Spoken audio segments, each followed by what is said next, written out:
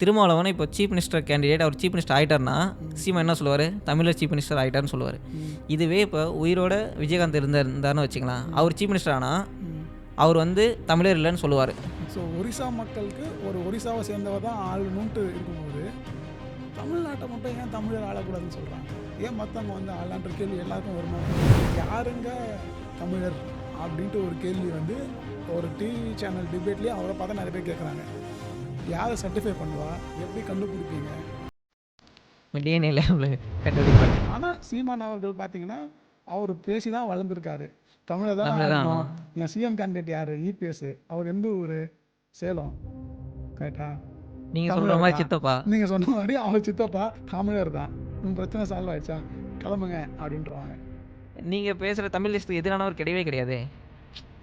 நீங்கள் ஒரு பாலிடிக்ஸை பில்ட் பண்ணுறீங்கள, இப்போ இருக்கிற திராவிட கட்சிகள் திமுக அதிமுக பண்ண ரோலுக்கு நீங்கள் ஏன் கிரெடிட் கொடுக்க மாட்டேறீங்க? அவங்க என்ன பண்ணாங்கன்றதுல என்ன பண்ணாங்க? ரொம்ப நார்மலாக பேசிகிட்டு இருந்த தமிழ் தேசியன்ற அரசியலை வந்து பேச ஆரம்பிச்சிட்டாங்க யூடியூப்பில். அயோத்திதாச பண்டிதர் சொல்கிறாரு சாதியற்றவர் தான் தமிழர்கள் அப்படின்னு. நீங்கள் இப்போ சீமான் என்ன சொல்கிறீங்க? சாதிக்கு இன்னொரு பேரை குடின்னு வச்சுட்டு தமிழ் குடியில் பிறந்தவன்னு சொல்கிறீங்க. தமிழ் குடிகளை யார் கணக்கெடுப்பா? இந்த குடிகள்லாம் தமிழ் குடின்னு யார் சொல்லுவா?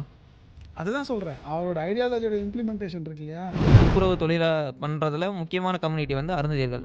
உங்கள் கம்யூனிட்டிக்கு நீங்கள் சொல்லக்கூடிய தமிழ் கம்யூனிட்டிக்கு வேலை செய்கிற சப்போர்ட் பண்ணுற பீப்புளை நீங்கள் வந்தேரிகள்னு சொல்கிறீங்க. அவங்க தமிழர்கள் இல்லை, அவங்க எங்களுள் ஒருவங்க இல்லைன்னு பேசுகிறீங்க. அது எப்படி ஏற்றுக்க முடியும்? அதுதான் அப்போ தானே சொல்லுவார், என் அப்போ தான் வீட்டில் வந்து ஊறுகாய் போடுது, அதுக்கு ஜிஎஸ்டி போட்டால் அது எப்படி வியாபாரம் பண்ணும்? அந்த மாதிரி அண்ணன் பேசுவேன். நீங்கள் சொல்கிறபடியான தெலுங்கு ஜாதி, நான் பிறந்துட்டேன், நான் எந்த ஜாதின்னு நீங்கள் முடிவு பண்ணுவீங்க? நான் தமிழனா இல்லையான்னு எப்படி முடிவு பண்ணுவீங்க? அது யாரும் முடிவு பண்ண முடியாது. அதுதான் பிரச்சனை. பெரியாரோட ஐடியா. இந்த ஐடியாவை நீங்கள் உடைச்சி என்ன பண்ணுறீங்க? மறுபடியும் குடிப்பேரை போட்டுக்கோ, நான் வந்து பறையன்னு போட்டுக்கோ, நான் வந்து தேவர்னு போட்டுக்கோ அப்படின்னு சொல்கிறீங்க. இது இன்டெரக்டாக மறுபடியும் ஜாதின்ற வன்மத்தை தானே அவங்களுக்குள்ள விதிக்குது. ஹாய் அன்பு. ஹாய்ண்ணா. நோ யுவர் பொலிட்டிஷியன்ற சீரீஸில் இன்றைக்கி நம்ம பேச போகிற முக்கியமான தலைவர் நாம் தமிழர் கட்சியுடைய தலைமை ஒருங்கிணைப்பாளர் அண்ணன் திரு சீமான் அவர்கள். நீங்கள் ஃபஸ்ட்டு சீமான்ற பேரை எப்போ கேள்விப்பட்டீங்க? அண்ணன் சீமான் பேர் வந்து இப்போ வந்து ரொம்ப பாப்புலரான நேமு. நான் வந்து காலேஜ் படிக்கும்போது தான் ஆக்சுவலி எப்பயுமே ஒரு தலைவர் வந்து பேசுவாங்கள்ல, அது வந்து நான் எப்போ காலேஜ் படிக்கணும் அந்த டைமில் தான் சீமான்ற பேரே எல்லாத்துக்கும் தெரிய வந்துச்சுன்றது தான் முக்கியமான விஷயம். ஏன்னா அந்த 2016 தான் 2016 to 19 அந்த டைமில் தான் நான் படிச்சுட்டு இருந்தேன். அந்த டைமில் வந்து ஒரு முக்கியமான தலைவர் வந்து எல்லாத்துக்கும் தெரிய வந்த ஒரு முக்கியமான தலைவர் வந்து சீமான். உங்களுக்கு எப்படி நான் சீமான்ற பேர் ஃபஸ்ட் இன்ட்ரோனுங்க? பேரை விட ஆள் தான் ரெஜிஸ்டர் ஆனார் 2008 நினைக்கிறேன். அப்போ வந்து இந்த ஈழப்போர் வந்து ரொம்ப பீக்காக வரத்துக்கு ஆரம்பிச்சது. அப்போ வந்து சினி இண்டஸ்ட்ரியை சேர்ந்தவங்க எல்லாருமே ராமேஸ்வரமில் ஒரு பொதுக்கூட்டம் மாதிரி வச்சு ஒரு எதிர்ப்பு, ஒரு ஆர்ப்பாட்டம் பண்ணாங்க. அதில் எல்லா நடிகைகள் அண்ட் டைரக்டர்ஸ்லாம் வந்து பேசுவாங்க இல்லையா, அந்த மாதிரி ஒருத்தர் வந்து பேசினார். 10-11 தான் வந்து பேசினார். ஆனால் அவருடைய பேச்சு மட்டும் ரொம்ப டிஃப்ரெண்ட்டாக இருந்துச்சு, ரொம்ப இமோஷ்னலாக இருந்துச்சு. அந்த எனக்கு தெரிஞ்சு அந்த ஈவெண்ட்டை வந்து சன் டிவியில் போட்டு காட்டினாங்க. அதில் வந்து பார்த்திங்கன்னா அது அப்போ தான் நான் பார்த்தேனே, பட்டு ரொம்ப இமோஷ்னலாக இருந்துச்சு. நிறைய பேர் அழுதுட்டாங்க. என் கண்ணிலையும் கண்ணீர் வந்துச்சு ஆக்சுவலாக இந்த ஸ்பீச்சை கேட்டு. என்னடா இப்படிலாம் பண்ணியிருக்காங்க அப்படின்ட்டு. அப்புறம் தான் ஒரு 2-3 டேஸ் கழித்து தெரிய வந்துச்சு, அந்த மாதிரி இமோஷ்னலாக உணர்ச்சிகளை தூண்டுற மாதிரி பேசுனதுக்காக அவரை அரெஸ்ட் பண்ணிட்டாங்க அப்படின்ட்டு. அப்புறம் அது யாருன்னு பின்னாடி போய் பார்க்கும்போது தான் தெரியுது, அவர் பேர் சீமான், இந்த மாதிரி படம்லாம் எடுத்திருக்காரு அப்படின்ட்டு. ஸோ அப்படி தான் முதல்ல 2008 சீமான் வந்து எனக்கு அறிமுகம் வர்றாருன்னா அவரை பற்றி நான் கேள்விப்படுறேன். இப்போ வந்து சீமான் வந்து நாம் தமிழருடைய ஒருங்கிணைப்பாளர். ஆமாம், தலைமை ஒருங்கிணைப்பாளர். ஆமாம். ஆக்சுவலி அவர் இனிஷியல் ஸ்டேஜில் என்ன பண்ணிகிட்டு இருந்தார்? அவர் சினிமா டைரக்டர். பட் அவருடைய சினிமா கரியர் பற்றி நம்ம பேச தேவையில்ல. பட் அரசியல்னு பார்த்தீங்கன்னா 2008க்கு முன்னாடி 2006 அவர் அரசியலுக்கு வந்துட்டார். அவர் வந்து 2006 எலெக்ஷனில் அப்போ தான் விஜயகாந்த் அவர்களும் கட்சி ஆரம்பிச்சிருந்தாங்க. விஜயகாந்த் அவர்களை எதிர்த்து பாட்டாளி மக்கள் கட்சிக்கு ஆதரவாக அண்ட் திமுகக்கு ஆதரவாக ஓட்டு கேட்டிருக்காரு.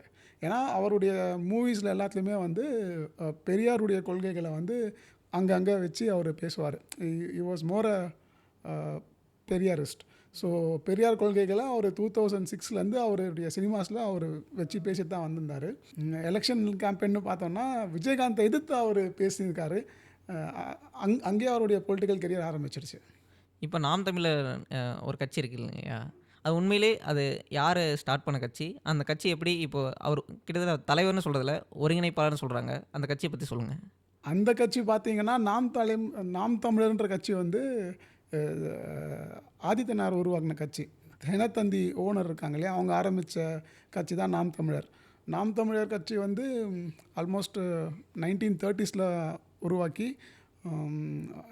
போட்டி போட்டு வின்லாம் பண்ணியிருக்காங்க. அப்புறம் நாம் தமிழர் கட்சியை ஒரு பாயிண்ட் இன் டைமில் டிஎம்கே கூட இணைச்சிட்டு அவங்க வந்து ஆட்சியிலலாம் இருந்திருக்காங்க. அதுக்கப்புறம் அந்த கட்சி வந்து ஆக்டிவாக இல்லை, டார்மெண்ட் ஆகிடுச்சு. சீமான் வந்து என்ன பண்ணார்னா, நடுவில் ஒரு இப்போ நான் சொன்னேன் இல்லையா 2008 அரெஸ்ட் பண்ணாங்கன்ட்டு, ஜெயிலுக்கு போயிட்டு வெளில வந்துட்டு கட்சி சொந்தமாக ஒன்று ஆரம்பிக்காமல் ஆல்ரெடி நாம் தமிழர்ன்ற கட்சி இருக்குது, அதை வந்து உயிர்ப்பிக்கிறேன்ட்டு அந்த கட்சியை எடுத்து அவர் ரன் பண்ண ஆரம்பித்தார். அதனால தான் அவர் வந்து தலைமை ஒருங்கிணைப்பாளராக இருக்கார். இப்போ பாட்டாளி மக்கள் கட்சியை பார்த்திங்கன்னா ராமதாஸ் அவர்கள் தான் ஃபவுண்டர். பட் நாம் தமிழருக்கு ஃபவுண்டர் வந்து சீமான் கிடையாது, அவர் வந்து தலைமை ஒருங்கிணைப்பாளர் தான். அது ஏன் அந்த கட்சியை அவர் சூஸ் பண்ணார்னா, ஃபஸ்ட்டு தமிழ்நாடுன்றது ஒரு தனி கண்ட்ரியாக இருக்கணும், தமிழர்களுக்குன்னு ஒரு நாடு இருக்கணும்னு கேட்டது நாம் தமிழர் கட்சி தான். ஓகே, அதுக்காக ஸோ அதை வந்து திருப்பி ரிவைவ் பண்ணுன்றது தான் அவருடைய எண்ணமாக இருந்துச்சு. அதனால தான் அந்த கட்சி டார்மெண்ட் ஆனாலும் நாம் தமிழர்ன்ற கட்சியை அவர் எடுத்து இப்போ ரன் பண்ணிகிட்ருக்காரு. இப்போ வந்து ஒரு அரசியல் கட்சி தலைவர் இல்லை அரசியல் பிரமுகரை இப்போ எடுத்துக்கிட்டோன்னா, அவங்க வந்து அந்த அரசியல் தேர்தலில் வந்து எந்த அளவுக்கு ரோல் பண்ணுறாங்கன்னு அப்படின்றது முக்கியம். எக்ஸாம்பிளுக்கு வந்து சீமான் உடைய ஸ்டார்டிங் ஸ்டேஜில் வந்து 2009 எலெக்ஷன் நடந்துச்சு, அதுக்கடுத்து 2011 நடந்துச்சு. இந்த எலெக்ஷனில் அவருடைய ரோல் என்னவாக இருந்துச்சு? அவர் என்ன பண்ணிகிட்டு இருந்தார் இந்த எலெக்ஷன் டைம்ஸில்? ஆக்சுவலாக 2011 தான் அவர் வந்து இன்னும் கொஞ்சம் ஆக்டிவாக பாலிடிக்ஸில் வராரு. 2008-9 அரெஸ்ட் ஆகிறாரு. வெளில வந்து நாம் தமிழர் இயக்கம் ஆரம்பித்து இயக்கம் வந்து கட்சியாக மாறுது. ஆனால் 2011 அசம்பிளி எலெக்ஷன் இருக்கு இல்லையா, அப்போ தான் வந்து அவர் வந்து பாலிடிக்ஸ்குள்ளே இன்னும் ஆக்டிவாக வராரு. அவரை பொறுத்த வரைக்கும் காங்கிரஸ் அவருடைய எதிரி. ஓகே, அதனால் வந்து ஏன்னா ஈழ போகும்போது காங்கிரஸ் தான் இங்கே வந்து ஆட்சியில் இருந்தாங்க இந்தியாவில். ஸோ 2011 காங்கிரஸ் உடைய கேண்டிடேட்ஸை எதிர்த்து அவர் பிரச்சாரம் பண்ணார். காங்கிரஸ் மட்டும்தான் எதிரி.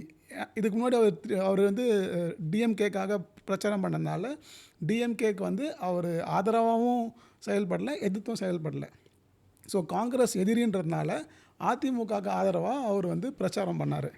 கிட்டத்தட்ட அந்த எலெக்ஷனில் 63 தொகுதிகளில் வந்து காங்கிரஸ் போட்டிட்டாங்க. இவர் 63 தொகுதியிலையும் போயிட்டு காங்கிரஸ்க்கு ஓட்டு போடாதீங்க, அதிமுகவுக்கு ஓட்டு போடுங்கன்னு பிரச்சாரம் பண்ணார். லக்கிலி 59 தொகுதி 59 தொகுதிகளில் வந்து காங்கிரஸ் வந்து தோற்றுருச்சு அந்த எலெக்ஷனில். 2011 ஏடிஎம்கே அம்மா வந்து ஜெயலலிதா அம்மா வந்து மறுபடியும் சிஎம் ஆகிடுறாங்க. ஸோ இவர் கேம்பெயின் பண்ணி அவங்க வின் பண்ணாங்கன்னு சொல்ல முடியாது, ஆனால் இவரும் ஈபேட மேஜர் ரோல். இவரும் கேம்பெயின் பண்ணி கொஞ்சம் வாக்குகளை வந்து சேகரித்து கொடுத்தார் அதிமுகக்காக. ஸோ 2011 இவருடைய ரோல் வந்து அதிமுகவுக்கு ஆதரவாக வாக்கு கேட்டிருக்காரு. அடுத்து முக்கியமான ஃபேஸ் ஆஃப் எலெக்ஷன்ஸ்னால் அது வந்து 2014 பார்லிமெண்ட் எலெக்ஷன்ஸ்னால். ஆமாம், அப்போ தான் அந்த எலெக்ஷன்ஸ். அதுக்கடுத்து வந்து 2016 அசம்பிளி எலெக்ஷன், தமிழ்நாட்டோட அசம்பிளி எலெக்ஷன். இந்த டைமில் அவர் என்ன பண்ணிகிட்டு இருந்தார்? அவருடைய லைஃப்லேயே டேர்னிங் பாயிண்ட்டுன்னு பார்த்தீங்கன்னா 2016 எலெக்ஷன் தான். ஏன்னா நாம் தமிழர் கட்சின்றது ஃபஸ்ட் டைமாக வந்து எலெக்ஷனில் போட்டி போடுறாங்க. ஓகேங்களா, அதுவும் ஸ்டேட் எலெக்ஷன் தான். அதில் வந்து 234 தொகுதிகள்லேயும் அவங்க போட்டி போடுறாங்க. அப்போ இரட்டை மெழுகுவத்தி சிம்பிள், ஏன்னா ஒவ்வொரு எலெக்ஷனுக்கும் சிம்பிள் மாறிட்டுருக்கு, அதுக்காக தான் அதை நான் மென்ஷன் பண்ணுறேன். அப்போ இரட்டை மெழுகுவத்தி சிம்பிள், அதில் வந்து 234 தொகுதிகள்லையும் போட்டி போடுறாங்க. சீமான் அவர்கள் வந்து கடலூர் தொகுதியில் போட்டி போட்டார். 1% கிட்ட வாங்கினாங்க, ஆனால் எல்லா தொகுதிகள்லையும் அவங்க தோற்று போயிட்டாங்க. ஒரு தொகுதியில் கூட அவங்க ஜெயிக்கலை.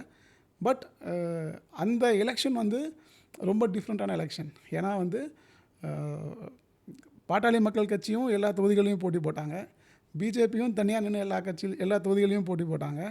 விஜயகாந்த் அவர்கள் ஒரு பெரிய கூட்டணி அமைச்சார், மக்கள் நல கூட்டணின்ட்டு. ஏடிஎம்கே மட்டும்தான் தனியாக நின்று போட்டி போட்டாங்க. அந்த எலெக்ஷனில் ஏடிஎம்கே தான் ஜெயிச்சு மறுபடியும் 5 வருஷம் ஆட்சியில் இருந்து மறுபடியும் அவங்க வின் பண்ணி ஜெயலலிதா அம்மா அவர்கள் அவங்களுடைய சிஎம் போஸ்ட்டை தக்க வச்சுக்கிட்டாங்க. இதுக்கு முன்னாடி எம்ஜிஆர் மட்டும்தான் அதை இந்த ஃபீட்டை அச்சீவ் பண்ணியிருக்காரு. அதுக்கடுத்து ஜெயலலிதா அம்மா தான் இதை அச்சீவ் பண்ணாங்க. இப்போ 2016 to 19 இந்த எலெக்ஷன் டைமில் ஆக்சுவலி நம்ம சீமானை பார்த்தா அவருடைய growth ஆஃப் அவர் வந்து அவருடைய growth அந்த டைமில் தானே இருக்குது. ஆமாம், அந்த growth நீங்கள் எப்படி பார்க்குறீங்க? ஆக்சுவலாக அது வந்து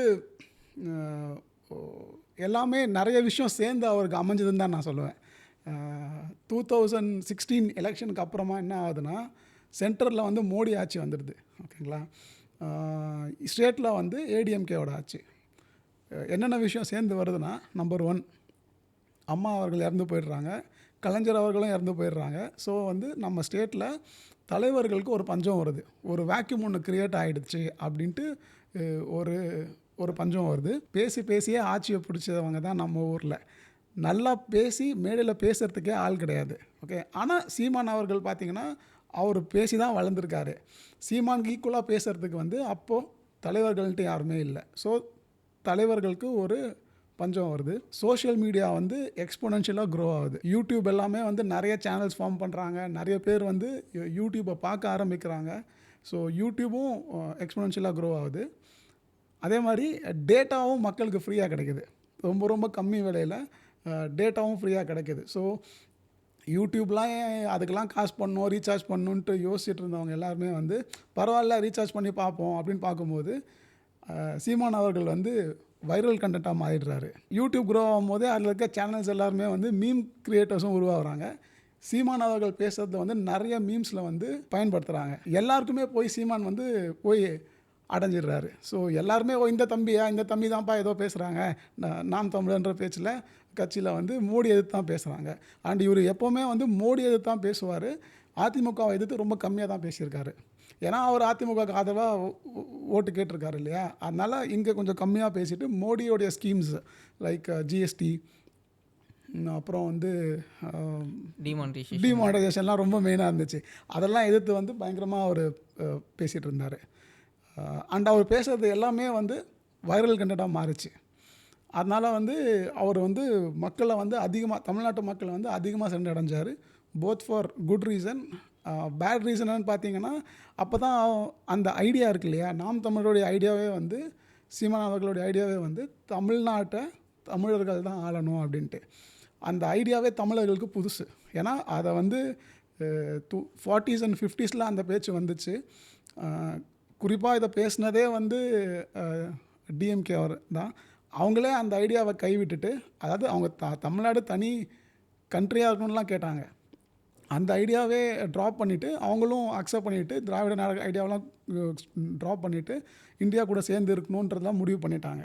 இவர் வந்து திருப்பி ஆஃப்டர் ஒரு 60 years கழித்து வந்து திருப்பி வந்து நாங்கள் வந்து பண்ணுறோம், தமிழ்நாட்டை தனிநாடுன்னு கேட்கல, பட் தமிழ்நாட்டை தமிழர்கள் தான் ஆளணுன்ட்டு இதை திருப்பி கொண்டு வரும்போது இந்த ஐடியாலஜி புதுசு.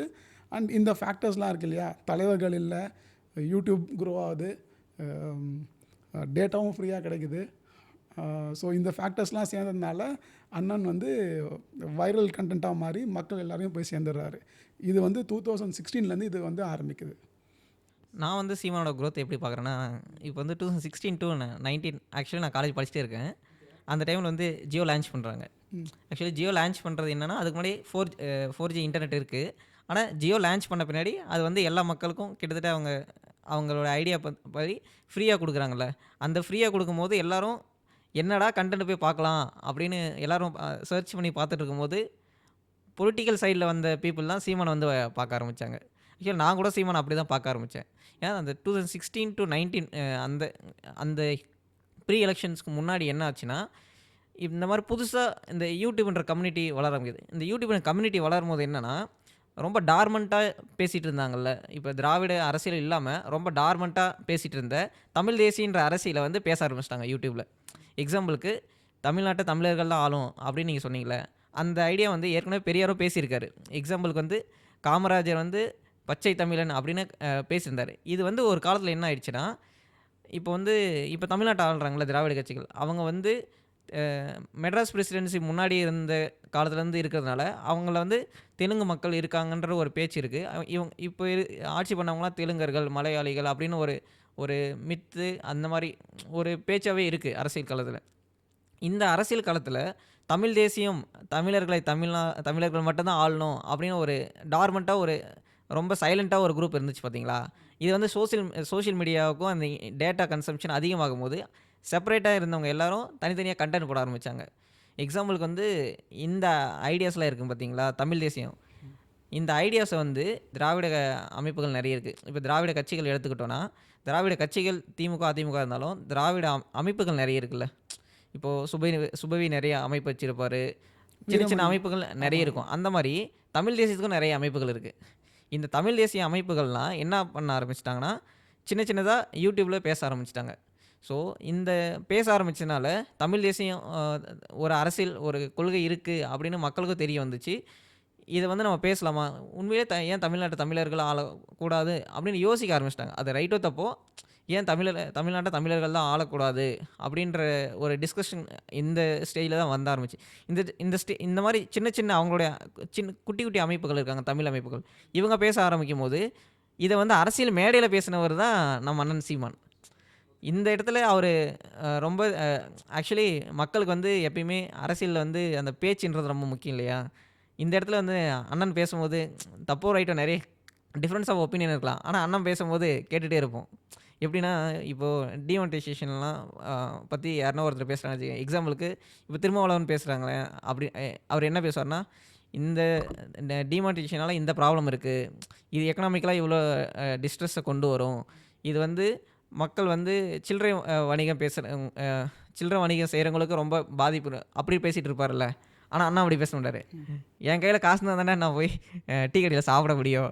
அப்படின்னு சொல்லிட்டு ரொம்ப எமோஷனலா பேசுவாரு. அதனால அவருடைய கன்டென்ட் வந்து ஆக்சுவலி அது இல்லாம முக்கியமா என்ன ரீசன்னா, இன்னொரு டெவலப்மெண்ட் வந்து மீடியாவுக்கான தேவையான இன்ஃப்ராஸ்ட்ரக்சர் இருக்கும் பார்த்தீங்களா? அது வந்து ரொம்ப காஸ்ட் எஃபெக்டிவா கிடைக்க ஆரம்பிச்சதுனால, எல்லாருமே வீடியோ எடுத்து சின்ன சின்ன யூடியூப் சேனல்லாம் சீமானோட வீடியோ எடுத்து அத வந்து மக்கள்கிட்ட ரீச் கொண்டு போயிட்டாங்க.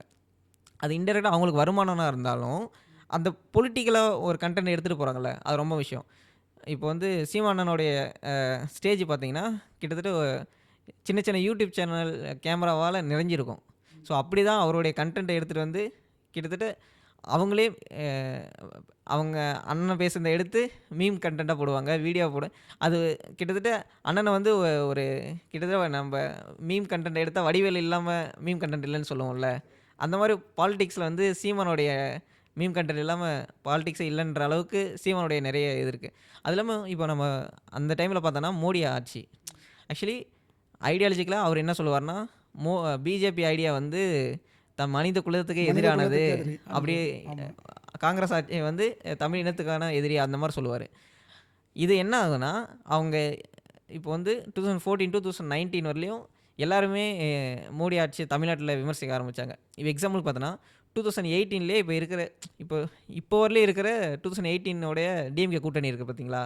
இந்த கூட்டணி தலைவர் எல்லாருமே 2016லேருந்தே 2016ல இந்த ப்ராப்ளத்த கண்டுபிடிச்சு 18ல வந்து ஸ்டார்ட் பண்ணாங்கல்ல. இந்த டைம்ல அவங்க இப்போ திருமுருகன் காந்தி எக்ஸாம்பிள் பேசுறாரு, திருமா பேசுறாரு. சின்ன சின்ன திரா அதோட முக்கியமா திராவிட அமைப்புகள் பேசுறாங்க. இப்போ திராவிடர் கழகமோ இவங்க எல்லாரும் பேசுறாங்கல்ல. இந்த இடத்துல அவங்க கூட மோடி எதிர்ப்புல முக்கியமா இருந்த ஒரு தலைவர் வந்து அண்ணன் சீமான். எக்ஸாம்பிளுக்கு இப்போ ஜிஎஸ்டி வந்துச்சுன்னா, ஜிஎஸ்டியோட ட்ராபேக்ஸ்லாம் நம்ம பேசிட்டு இருக்கோம்னு வச்சுக்கங்களேன். அது வந்து ரொம்ப ஜிஎஸ்டியோட ஐடியா அந்த மாரி பேச மாட்டாரு அண்ணன். அண்ணன் எப்பவுமே என் பாட்டி வந்து அப்பத்தா. ஊறுகா அப்பத்தான்னு சொல்லுவாரு. ஆமாம். என் அப்பத்தா வீட்ல வந்து ஊறுகாய் போடுது. அதுக்கு ஜிஎஸ்டி போட்டா அது எப்படி வியாபாரம் பண்ணும்? அந்த மாரி அண்ணன் பேசும்போது, அது வந்து ஆக்சுவலி எப்பயும் பொலிட்டிக்கலா பேசும்போது, உங்களால எமோஷனலா கனெக்ட் பண்ணிட்டாங்கன்னா, அந்த பெர்சன் வந்து ரொம்ப சீக்கிரமா ரீச் ஆயிருவாங்க. எக்ஸாக்ட்லி. ஆமாம். அந்த அந்த விதத்துல தான் சீமான் வந்து அந்த ஃபேஸ் ஆஃப் டைம்ல வந்து ரொம்ப ரீச் ஆனது. எக்ஸாம்பிளுக்கு வந்து எங்க அம்மா நான் எடுத்துட்டு போய், "அம்மா இப்படி ஒருத்தர் பேசுறாரும்மா" அப்படின்னு காட்டுற அளவுக்கு முக்கியமான பெர்சனா இருந்தாரு. அது மட்டும் இல்லாமல் அவர் ஒரு சினிமா பர்சனாலிட்டி. என்னதான் அவங்க சினிமாவில் வந்து நிறைய படம் டைரக்ட் பண்ணல, நிறைய ப்ராப்ளம். ஏன்னா கேமராக்கு பின்னாடி ஒர்க் பண்ணுறவர் தான் அவர். பிரபலமாக இல்லைனாலும் நிறைய சினிமா சம்மந்தப்பட்ட ஃபங்க்ஷன்ஸுக்கு அவரை கூப்பிடுவாங்க. அவரும் போய் மேடே நின்று பாலிடிக்ஸ் பேசாமல் சினிமா பற்றி பேசுவார். இருந்தாலும் அவரோட ஃபேஸ் வந்து கேமராவில் தெரியுது இல்லையா? ஏன்னா சினிமான்றதுக்கு நம்ம ஊரில் தனியாக ஒரு கூட்டம் இருக்குது அதை பார்க்குறதுக்கு. அதுவும் அந்த அந்த சினிமா பேக்ரவுண்டும் அவருக்கு ரொம்ப ஹெல்ப் பண்ணிருச்சு மக்களை போய் ரீச் பண்ணுறதுக்கு. இப்போ சீமானுடைய growth பார்க்கும்போது 2019 எலெக்ஷன் அவருக்கு வந்து ரொம்ப முக்கியமான ஆமாம், எலெக்ஷன்ஸ். கண்டிப்பாக. அந்த எலெக்ஷனில் அவர் எப்படி பெர்ஃபார்ம் பண்ணாருன்னு? வழக்கம் போல் 2019 பார்லிமெண்ட் எலெக்ஷன் அதில் வந்து பார்த்திங்கன்னா எல்லா தொகுதிகள்லையும் போட்டிக்கிட்டாங்க நாம் தமிழர் கட்சி. இந்த வாட்டி கரும்பு விவசாயி சின்னத்தில் போட்டிட்டாங்க. 1% வாங்கின 2014 1% வாங்கினவங்க இப்போ 3.85% வாங்குறாங்க. ஓகே, ஏன்னா வந்து அண்ணன் பிரபலம் ஆகிடுறாரு, நாம் தமிழர் கட்சியும் பிரபலம் ஆகிடுது. அண்டு சிம்பிளும் பார்த்தீங்கன்னா வந்து ஒரு இமோஷ்னல் கண்டென்ட், ஒரு ஃபார்மர் அப்படின்றதுனால வந்து பேசிக்கலி தமிழ்நாட்டில் வந்து அக்ரிகல்ச்சரல் கம்யூனிட்டி இருக்காங்க இல்லையா, டெல்டா அண்ட் சவுத்தில் எல்லாருமே. ஸோ அவங்க எல்லாருக்கூடையும் ஒரு இமோஷ்னல் கனெக்ட் வந்துச்சு. ஸோ சிம்பிளை போய் ரீச் பண்ணிட்டாங்க எல்லாருக்குமே. ரீச் பண்ணி 3.85% எல்லா தொகுதிகளையும் போட்டிட்டு பர்சன்டேஜ் வாங்குறாங்க. ஆனால் அகைன் எல்லா தொகுதிகளையும் தோற்று போயிடுறாங்க. சீட்டுன்னு இன்னும் ஒன்றுமே வாங்கலை. அண்ணனுடைய ஃபேமஸ் டைலாக் என்னென்னா, ஜெயிச்சால் வெற்றி, தோற்று போனால் பயிற்சி அப்படின்ற மாதிரி சொல்லுவாங்க. ஸோ இந்த வாட்டியும் 2019 அவருக்கு ஒரு நல்ல பயிற்சியாக தான் இருந்துச்சு. பட் பர்சன்டேஜ் வைஸ் க்ரோத் பார்த்தீங்கன்னா 1லேருந்து 3.85% க்ரோ ஆகிடுறாங்க.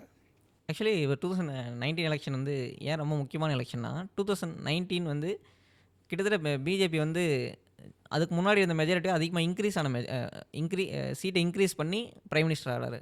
ஆனால் தமிழ்நாட்டில் வந்து அவருக்கு ஆப்போசிட்டான வேவ் தானே. இந்த வேவை கிரியேட் பண்ணுறதுல டிஎம்கே கூட்டணிக்கு எந்த அளவுக்கு ரோல் இருக்கோ அதில் ஒரு முக்கியமான ரோல் வந்து சீமானுக்குமே இருக்குது. கண்டிப்பாக. ஏன்னா அவர் பேசாத எக்ஸாம்பிளுக்கு வந்து இப்போ வந்து இன்னும் கொஞ்சம் பெரிய கட்சி ஆனதுனால ப்ரெஸ் மீட்ஸ் நிறைய கொடுத்துட்டு கொஞ்சம் கூட்டத்தை கொடுக்க ரெடியாக தான் இருந்தார். இப்போ தான் ப்ரெஸ் எல்லாம் போய் அவரோட கேள்வி கேட்கவே ஆரம்பிக்கிறாங்க. ஆமாம், ஆக்சுவலி அந்த 2019க்கு முன்னாடி டைமில் என்ன பண்ணுவார்னா, எல்லா டிவி சேனல்ஸ்லையுமே போய் டிபேட்ஸ்க்கெலாம் உட்காருவார். கரெக்ட். ஸோ அப்படி தான் அந்த டிபேட்ஸில் வந்து எமோஷ்னலாகவும் பேசுவார். இப்போது மோடி ஏதாவது ஒரு ஸ்கீம் கொண்டு வராருன்னா அந்த இடத்துல எமோஷ்னலாக பேசும்போது டிவிலேயே அவர் பார்க்க ஆரம்பிச்சிட்டாங்களே, அது வந்து அவருக்கு ஒரு நல்ல ஒரு ரீச்சே கொடுத்துச்சு. அது இல்லாமல் இப்போ வந்து இது வந்து சோஷியல் மீடியா டைம் இல்லை, அதனால் சீமானோடைய ஃபேஸ் வந்து சீக்கிரமாக சேர்ந்ததுனால அவருடைய கட்சி சிம்பிளே சீக்கிரமாக கொண்டு போய் சேர்க்க முடிஞ்சது. எக்ஸாம்பிளுக்கு வந்து 3%ன்றது ஒரு 3.85% நம்ம பேசுகிறோம்ல.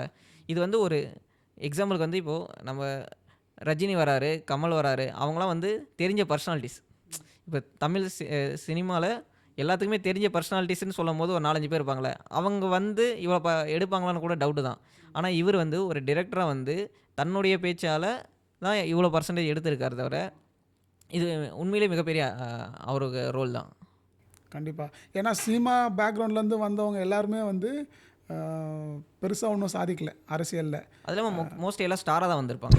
அதான் இப்போ பார்த்தீங்கன்னா சினிமாவில் பேக்ரவுண்ட்லேருந்து வந்தவர் யாருன்னு பார்த்தீங்கன்னா, ஆக்டர்னு பார்த்தீங்கன்னா எம்ஜிஆர் அவர்கள், சிவாஜி அவர்கள், ஜெயலலிதா அம்மா அவர்கள், அவங்களாம் வந்திருக்காங்க. அதில் சக்ஸஸ்ன்னு பார்த்தீங்கன்னா எம்ஜிஆர் அவர்களும் ஜெயலலிதா அம்மா அவர்களும் தான் சினிமா பேக்ரவுண்ட்லேருந்து. ஆக்டரில் ஆக்சுவலாக எம்ஜிஆர் அவர்கள் வந்து சினிமாவுக்கு வரத்துக்கு முன்னாடியே அரசியலில் இருந்திருக்காரு. ஜெயலலிதா அம்மா அவர்களும் மக்கள் பொறுப்பில் வரத்துக்கு முன்னாடி அவங்களுக்கு வந்து நிறைய ட்ரைனிங்லாம் ஈடுபட்டு இருந்திருக்காங்க. ஸோ பயிற்சி இல்லாமல் யாருமே வரல. பயிற்சி இல்லாமல் டிரெக்டாக வந்தது யாருன்னா பார்த்தீங்கன்னா ஒரு பெரிய லிஸ்ட்டே இருக்குது. ஓகே, லைக் பாக்யராஜ் அவர்களாக இருக்கட்டும், இல்லை கார்த்திக், இவங்க எல்லாருமே வந்து நானும் ஒரு ஆக்டரு, என் மூஞ்சி எல்லாருக்குமே தமிழ்நாட்டில் தெரியும், ஸோ நானும் அரசியலுக்கு வரேன் அப்படின்ட்டு வந்து அரசியலுக்கு வந்து ஒரு கட்சி ஆரம்பிக்கிறாங்க. இல்லைனா வந்து அவங்களுடைய ரசிகர் மன்றங்கள் எல்லாத்தையுமே கட்சி ஆஃபீஸாக மாற்றி சப்போர்ட்டர்ஸ், ஃபேன்ஸ் எல்லாருமே சப்போர்ட்டர்ஸாக மாற்றிடுறாங்க. கேமராவுக்கு பின்னாடி இருந்து அரசியலுக்கு வந்ததுன்னு பார்த்திங்கன்னா ரொம்ப ரொம்ப கம்மியான ஆட்கள் தான். அண்ணா அவர்கள் அப்படி தான். ஆனால் அதுக்கு முன்னாடி அவர் அரசியலில் இருந்திருக்காரு. கலைஞர் கருணாநிதி அவர்களும் அப்படி தான். அதுக்கப்புறம் ஒரு பெரிய வேக்யூம், யாருமே பெருசாக சொல்லிக்கிற மாதிரி கேமராவுக்கு பின்னாடி இருந்து அரசியலுக்கு வரல. அதோட வந்து அண்ணன் சீமான் அவர்கள் தான். இவர் மணிவண்ணன் அவர்கள்கிட்ட அசிஸ்டன்ட் டைரக்டராக ஒர்க் பண்ணியிருக்காரு. ப்ளஸ் 3 படம் நினைக்கிறேன் டைரக்ட் பண்ணியிருக்காரு. அதுக்கடுத்து வந்து 2019 அடுத்து பார்த்தோன்னா 2021 தான் முக்கியமான எலெக்ஷன். ஏன்னா அது வந்து சட்டமன்ற தேர்தல் வேறு. ஆமாம். ஏன்னா ஒரு சின்ன கட்சி, சின்ன ஒரு ஓட் பேங்க் இருக்கிறவங்களுக்குலாம் எப்போ வந்து இம்பார்ட்டன்ஸ் அதிகமாகும்னா சட்டமன்ற தேர்தலாம் அதிகமாகும். கண்டிப்பாக. ஸோ இந்த 2019 2021 இந்த ஃபேஸில் வந்து ஆக்சுவலி பார்த்தோன்னா அவரோட ஓட் பேங்க்கும் இன்க்ரீஸ் ஆகிருக்கு. இதுக்காக அவர் என்ன பண்ணார், எப்படி இன்க்ரீஸ் ஆச்சு அவருடைய ஓட் பேங்க்? அவர் ஒன்றும் ஸ்பெஷலாக ஒன்றுமே பண்ணல. அவர் வந்து அவர் செய்கிற வேலையை இன்னும் தீவிரமாக செஞ்சுக்கிட்டே இருந்தார். ஓகேங்களா? அவர் எப்போவுமே என்ன பண்ணுவார்னா, மத்தியில் ஆடுற ஆட்சி பண்ணுற மோடி அவர்களை எதிர்த்து தான் பேசுவார்.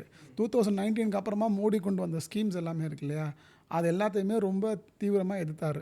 ஓகே, அது தவிர இங்கே ஸ்டேட் கவர்மெண்ட் கொண்டு வர ஸ்கீம்ஸ் எல்லாம் இருக்குது, அது மக்களுக்கு சப்போர்ட்டாக இல்லைன்னா அதையும் தீவிரமாக எதிர்த்தார். அண்ட் அவருடைய ஃபேஸ் வந்து எல்லா நாளும் மீடியாவில் வந்துகிட்டே தான் இருக்கும். ஏன்னா எந்த விஷயம் நடந்தாலும் அதை பற்றின ஒரு ஒரு ஒரு பாயிண்ட் ஆஃப் வியூ அவருக்கு இருக்கும். ஸோ ஒரு ப்ரெஸ் மீட் வச்சு அவருடைய பாயிண்ட் ஆஃப் வியூ என்னன்றதை சொல்லிடுவார். மீடியா பர்சனுக்கு கண்டென்ட்டே இல்லைன்னா சீமான் அவர்களை போய் பார்த்தோன்னா ஒரு ப்ரெஸ் மீட் வச்சோன்னா ஏதாவது கண்டென்ட் கிடச்சிரும். ஓகே, ஸோ எல்லாத்த பற்றியும் அவருக்கு வந்து ஒரு பாயிண்ட் ஆஃப் வியூ இருந்துச்சு. ஒரு அரசியல்வாதிக்கு ரொம்ப தேவையான ஒரு குணம் அதுதான், அது அவர்கிட்ட இருந்துச்சு. எந்த விஷயமா இருந்தாலும் சரி, ஸ்ரீமதி விஷயமா இருக்கட்டும், இல்லைனா தூத்துக்குடி துப்பாக்கி சூடாக இருக்கட்டும், இல்லைனா வந்து பரந்தூர் விமான நிலையம் விஷயமா இருக்கட்டும், இது இப்போ ரீசெண்டாக நடக்கிறது, எல்லாத்த பற்றியும் அவருக்கு ஒரு பாயிண்ட் ஆஃப் வியூ இருக்குது. ஓகே, இது வேணும் வேணாம் அப்படின்றது ஒரு பாயிண்ட் ஆஃப் வியூ இருக்குது. அது சொல்லணுன்னா சவுக்கு சங்கர் விஷயத்தில் கூட அவருக்கு ஒரு பாயிண்ட் ஆஃப் வியூ இருக்குது. அண்ணன் ஐ மீன் தம்பி வந்து செஞ்சது தப்பு தானும் சொல்லுவார், இல்லை தம்பியை ஏன் அரெஸ்ட் பண்ணுறீங்க, ஃப்ரீடம் ஆஃப் ஸ்பீச் இல்லையான்னு கூட அவர் சொல்லுவார்.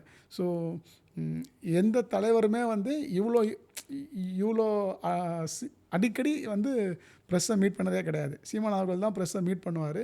ஸோ அவருடைய ஃபேஸ் அடிக்கடி மீடியாவில் வந்துகிட்டே இருந்துச்சு. ஸோ 19 to 21 பார்த்தீங்கன்னா எல்லா விஷயத்துக்கும் அவருடைய பாயிண்ட் ஆஃப் வியூவை வந்து மக்களும் கேட்க ஆரம்பித்தாங்க. குறிப்பாக மீடியாவும் அவரை வந்து தலைவராக மதிக்க ஆரம்பிச்சிட்டாங்க. ஏன்னா 3.85% ஒரு நல்ல சைஸபிள் நம்பர். அதுக்கப்புறம் ஓகே, இந்த கட்சியை நம்ம மிஸ் பண்ணிடக்கூடாது அப்படின்ட்டு மீடியாவும் அவர் மேலே ஃபோக்கஸ் பண்ணி அவரை வந்து ஒரு தலைவராக பார்க்க ஆரம்பிச்சிட்டாங்க. அண்ணன் அவர்களும் டிவி டிஸ்கஷன்ஸுக்கெலாம் போய் உட்காராமல் கட்சி மேடைகள் அண்டு ப்ரெஸ் மீட்டோடு நிறுத்திக்கிட்டார். ஓகேங்களா? ஸோ இந்த 2 வருஷத்தில் வந்து அவர் மக்கள் அதிகமாக சந்தித்து போராட்டங்கள்லாம் பண்ணி, போராட்டம் இன்னும் பண்ணிட்டு தான் இருந்தார். இப்போது அவர் செய்கிற வேலையை இன்னும் தீவிரமாக செய்ய ஆரம்பித்தார். ஸோ 19 to 21 வந்து இதுதான் அவருக்கு மேஜராக சப்போர்ட்டாக இருந்துச்சு. ஆனால் இப்போ நம்ம சீமானை பற்றி பேசும்போது, சீமான் உடைய கட்சி கொள்கை இருக்குது, அவர் நிறைய ஸ்ட்ராட்டஜி பண்ணுங்க. சீமானோட ஸ்ட்ரென்த்தை நீங்கள் என்ன பார்க்குறீங்க? சீமானுக்கு ஒரு ஸ்வாட் அனாலிசிஸ் பண்ணலான்னு சொல்கிறீங்க. சீமான் அவர்களுடைய ஸ்ட்ரென்த் என்னன்னு பார்த்தீங்கன்னா அவருடைய பேச்சு. ஓகே, இந்த நிமிஷம் அவரை மாதிரி பேசுறதுக்கான தலைவர்கள் யாருமே இல்லை. 2ஆம் கட்ட 3ஆம் கட்ட தலைவர்கள் வேணாலும் பேசுறதுக்கு இருக்கலாம். பட்டு மெயின் தலைவர் வந்து இந்த அளவுக்கு பேசுகிறதுக்கு தமிழ்நாட்டில் ஆளே கிடையாது. எனக்கு தெரிஞ்சு திருமாவளவன் அவர்கள் பேசுகிறதுக்கு வாய்ப்பு இருக்குது. இருந்தாலும் அண்ணன் சீமான் மாதிரி ஒரு இமோஷனோட ஒரு மக்கள் கூட ஒரு கனெக்டோடு பேசுகிறதுக்கு வந்து வேறு ஆளே கிடையாது. ஸோ சீமான் அவர்களுடைய மிகப்பெரிய ஸ்ட்ரென்த் வந்து அவருடைய பேச்சு. ஓகே, நம்பர் 2 வந்து அவருடைய லுக்ஸு. அவர் பார்க்கறதுக்கு யங்காக தெரிகிறாரு. எனக்கு தெரிஞ்சு அவருக்கு ஒரு 60 வயசு இருக்கும்னு நினைக்கிறேன். 66 போன அவர். ஸோ 58 ஆல்மோஸ்ட்டு ஸ்டேட் கவர்மெண்ட்டில் ஒர்க் பண்ணியிருந்தால் ரிட்டையர்மெண்ட் ஆகிற ஏஜ். ஆனால் பார்க்க அந்த 58 வயசு மாதிரி தெரியவே இல்லை. இ லுக்ஸ் யங்கர். சின்ன பையன் மாதிரி தான். சின்ன பையன் சொல்ல முடியாது, அரசியலுக்கு சின்ன பையன் மாதிரி தான் அவர் இருக்கார். அண்ட் அவருடைய லுக்ஸ் அண்ட் அவர் வந்து பார்த்தாலே வந்து நம்ம வீட்டு ஆள், பக்கத்து வீட்டு ஆள், அவர் சொல்லுவார்ல சித்தப்பா, அந்த மாதிரி தான் அவர் இருக்கார். அண்ட் அவருடைய ஸ்டைலும் வந்து கலைஞர் ஒரு பாயிண்டில் வந்து சுத்த தமிழில் அடுக்கு மொழிலாம் பேசுவார்ல, அப்படிலாம் கிடையாது. மனசுலேருந்து பேசுகிற மாதிரி இருக்கும். ப்ரிப்பேர்ட் ஸ்பீச்சாக தான் இருக்கும், ஆனால் மனசுலேருந்து பேசுகிற மாதிரி இருக்கும்.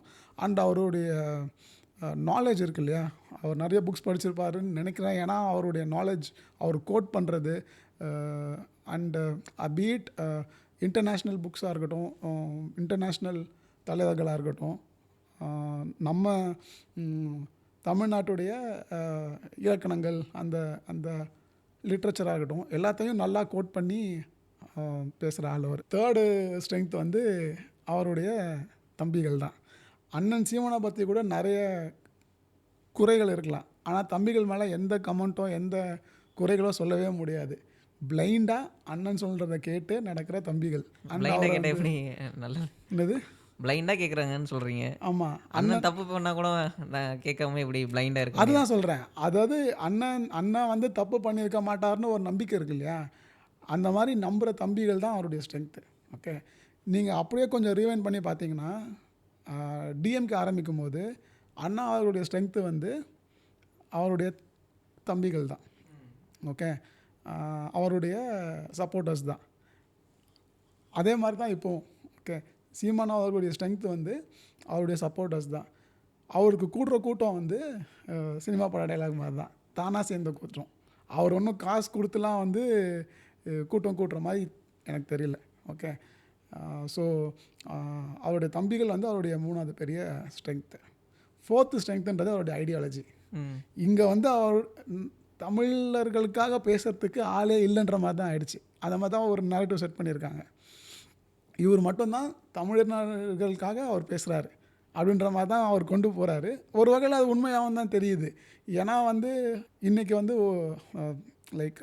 இன்றைக்கி வந்து June 4th எலெக்ஷன் கவுண்டிங் போயிட்டுருக்குது. ஓகே, சாயந்தரம் இன்னும் ஒரு 6-7 மணிக்கு ஷூட் பண்ணுறோமா. ஒரிசாவோட ரிசல்ட் பாருங்கள்.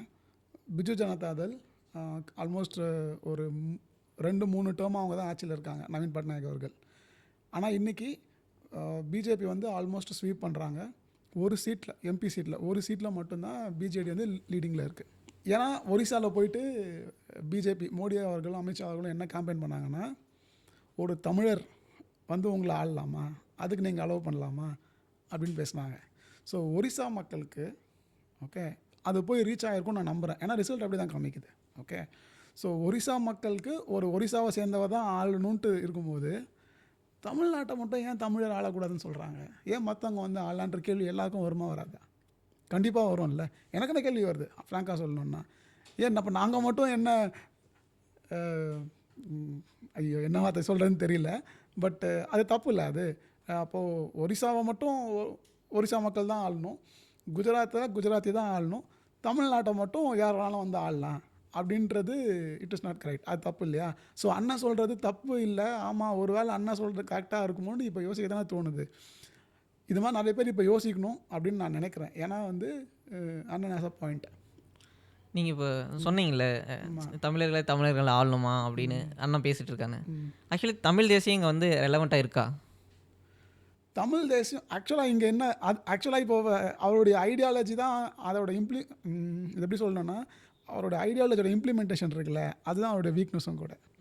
ஓகே, இப்போ நம்ம வீக்னஸ்குள்ளே போகிறோம். ஓகே, அண்ணனோட வீக்னஸ் பார்த்தீங்கன்னா அவரோட ஐடியாலஜியோடைய இம்ப்ளிமெண்டேஷன். ஏன்னா யாருங்க தமிழர் அப்படின்ட்டு ஒரு கேள்வி வந்து ஒரு டிவி சேனல் டிபேட்லேயே அவரை பார்த்தா நிறைய பேர் கேட்குறாங்க. யாரை சர்டிஃபை பண்ணுவா, எப்படி கண்டுபிடிப்பீங்க அப்படின்ட்டுலாம் கேட்குறாங்க. டிஎன்ஏ லேபில் கண்டுபிடிப்பாங்க, டிஎன்ஏ லேபில் போய் கண்டுபிடிப்பாங்க. அதான் அப்படி தான் அவங்க கேட்குறாங்க. ஓகே, ஸோ இந்த ஐடியாலஜியோட இம்ப்ளிமெண்டேஷன் இருக்கு இல்லையா, அதில் வந்து ஒரு பிரச்சனை இருக்குது.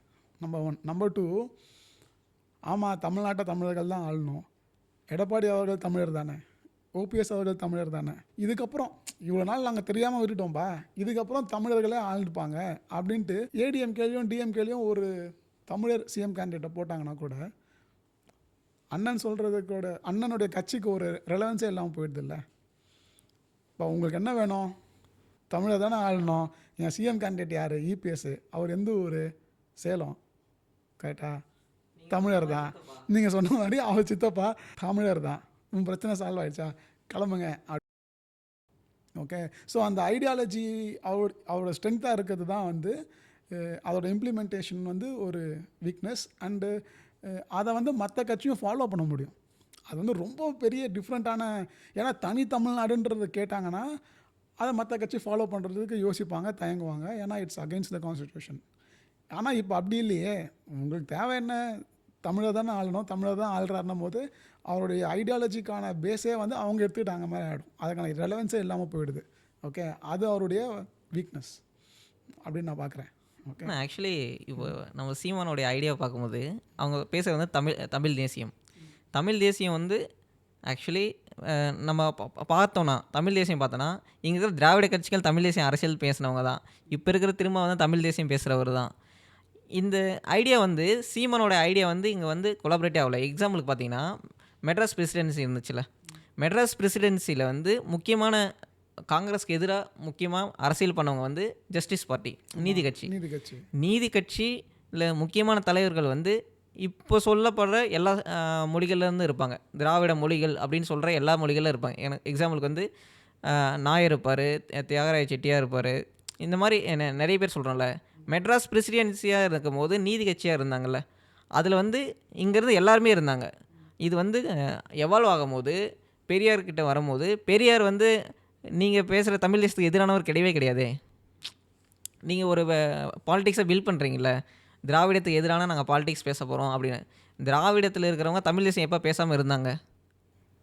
இப்போது எப்போ தமிழ் பேசுனாங்க? ஏதாவது ஒரு எக்ஸாம்பிள் சொல்லுங்கள். இப்போ வந்து நம்ம சுதந்திரம் வந்த பின்னாடி காங்கிரஸில் வந்து வேறு வேறு சீஃப் மினிஸ்டர் இருக்காங்க. ஆனால் எல்லாத்துக்கும் தெரிஞ்ச ஒரு முக்கியமான சீஃப் மினிஸ்டர்னால் நம்ம கர்மவீரர் காமராஜர் தான். ஆமாம். காமராஜரை வந்து ஏன் வந்து முக்கியமான தலைவர்னு சொல்கிறாங்கன்னா, அவர் வந்து பச்சை தமிழன்னு யார் சொன்னார்? தமிழ்நாட்டை தமிழரே ஆளணும் அப்படின்னு பெரியார் தானே சொன்னார். ஆமாம்.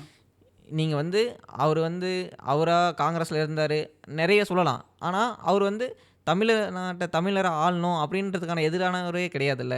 இப்போ தமிழ்நாட்டை தமிழர்களே ஆளணும், அதை விட்டுருங்க. இப்போ ரெண்டாவது வந்து தமிழ் தேசியத்தில் முக்கியமானது வந்து மொழி, தமிழ்ன்ற மொழி. அந்த தமிழ் மொழிக்கு திராவிட இயக்கங்களும் இப்போ இருக்கிற திராவிட கட்சிகள் திமுக அதிமுக பண்ண ரோலுக்கு நீங்கள் ஏன் கிரெடிட் கொடுக்க மாட்டேருக்கீங்க? அவங்க என்ன பண்ணாங்கன்னு இருக்குல்ல, என்ன பண்ணாங்க அவங்க? என்ன பண்ணாங்கன்றது இல்லை கிடையாதுன்னு. இப்போ வந்து இந்தியா ஃபுல்லாக எவ்வளோ ஸ்டேட்ஸ் இருக்குது? நிறைய ஸ்டேட்ஸ் இருக்குது. இப்போது எக்ஸாம்பிளுக்கு வந்து நம்ம இப்போ தமிழ்நாடுன்ற பேர் வச்சதே திராவிட கட்சிகள் தான் வச்சுக்கோங்களேன். இல்லை, நான் இன்னொரு எக்ஸாம்பிள் சொல்கிறேன் பாருங்களா. இப்போ குஜராத்னு இருக்குது. நம்ம பிரைம் மினிஸ்டர் அங்கேருந்து தான் வராரு. ஆமாம். அவர் எல்லா ஸ்டேட்லையும் என்ன மொழியில் பேசுகிறாரு? ஹிந்தியில் பேசுகிறாரு. அவருடைய மொழி என்ன? குஜராத்தி. அந்த மாதிரி இங்கே சவுத் இந்தியன் ஸ்டேட்ஸில் மோஸ்ட்லி அவங்க மொழியை பேசுகிறாங்க. பக்கத்தில் இருக்கிற இவ்வளோ கம்யூனிசம் பேசுகிற நம்மளோட ப்ரொக்ரெசிவ்னு பேசுகிற கேரளாவில் கூட ஹிந்தி வந்து தேர்ட் லாங்குவேஜ் தான். இங்கே வந்து ஹிந்தி எதிராக பேசி தமிழ் தான் முக்கியம்னு சொல்லிட்டு தானே ஆட்சிக்கு வந்தாங்க. அவங்க வந்து அவங்களுடைய செயல்பாடில் இந்த தமிழை வந்து இன்னும் கொஞ்சம் ப்ரமோட் பண்ணியிருக்கலாம், தமிழ் வந்து இந்த அளவுக்கு வளர்த்துருக்கலாம் நம்ம பேசலாமே தவிர, அவங்களோட ரோலை நீங்கள் எப்படி தமிழ் ரோலே இல்லை. தமிழுக்கு எத்தனை பல்கலைக்கழகம் இருக்குது, தமிழ் தெரியாதவரா கலைஞர்? இப்போ திராவிட இயக்கங்களில் அவங்க எழுதின புக்ஸு, அவங்க எழுதின பத்திரிகைகளை தமிழ் எங்கே இல்லாமல் இருந்துச்சு? நீங்கள் வந்து தமிழ் தேசியன்னு பேசுகிறீங்களே, அந்த தமிழ் தேசியத்துக்கான ப்ராப்ளமே எங்கே இருக்குன்னா, இப்போது சாதி அற்றவங்க தான் தமிழ் தேசியன்னு எக்ஸாம்பிளுக்கு வந்து சீமன் அதிகம் மதிக்கிற திரும்ப சொல்கிறாரு. சாதி அற்றவங்க தான் தமிழர்கள். அதை தான் சீமான் முக்கியமாக ஒத்துக்கிற திராவிட இயக்கத்தோடைய மூதாதையராக சொல்லப்படுற அயோத்திதாச பண்டிதர்னு சொல்கிறாரு. சாதியற்றவர் தான் தமிழர்கள் அப்படின்னு. நீங்கள் இப்போ சீமான் என்ன சொல்கிறீங்க? சாதிக்கு இன்னொரு பேரை குடின்னு வச்சுட்டு தமிழ் குடியில் பிறந்தவங்கன்னு சொல்கிறீங்க. தமிழ் குடிகளை யார் கணக்கெடுப்பா? இந்த குடிகள்லாம் தமிழ் குடின்னு யார் சொல்லுவா? அதுதான் சொல்கிறேன். அவரோட ஐடியாலஜியோட இம்ப்ளிமெண்டேஷன் இருக்கு இல்லையா, அதுதான் அவருடைய வீக்னஸ்ஸே. ஒரு பாயிண்ட் மேலே போயிட்டு இல்லை அவரோட ஐடியாவே வீக்னஸ் நான் சொல்கிறேன். எக்ஸாம்பிளுக்கு இப்போது சீமான் எடுத்துக்கணும்னு வச்சிங்களேன். அவர் பேசுகிறவர் இல்லை, அவரை சுற்றி இருக்கிறவங்க இப்போ வந்து திராவிட இயக்கத்தை பற்றி பேசுகிறோன்னா, திராவிட கட்சிகள் அவங்க அமைப்புகள்லாம் இருக்காங்களே, அவங்க கிட்டத்தட்ட எல்லாத்துலேயும் ஒரு ஐடியாஸில் கிட்டத்தட்ட எல்லோரும் ஒன்றா இருப்பாங்க. இப்போது தமிழ் தேசத்தில் பேசுகிறவங்க தமிழர்களை எப்படி நீங்கள் அடையாளம் கண்டுபிடிப்பீங்க அப்படின்றது ரொம்ப முக்கியம் இல்லை. இப்போ வந்து ரெட்டி அப்படின்றது வந்து ஆந்திரா சார்ந்தது அப்படின்னு சொல்கிறீங்களே, அந்த மாதிரி எல்லா ஜாதியும் நீங்கள் வந்து ஒவ்வொரு ஜாதின்னு சொல்கிறீங்களே, இதுக்கான உங்களுக்கு ரைட்ஸ் யார் கொடுத்தா?